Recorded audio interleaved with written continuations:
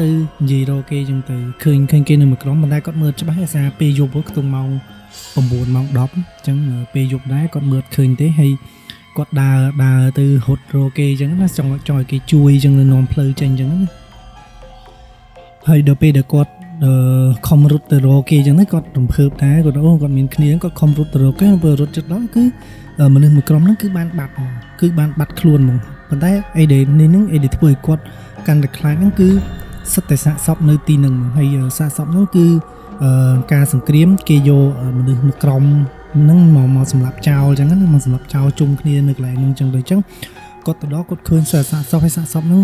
សិតតែរលួយសិតតែស្អីចឹងណាហើយទៅពេលចឹងហើយគាត់ក៏ភ័យហើយគាត់រត់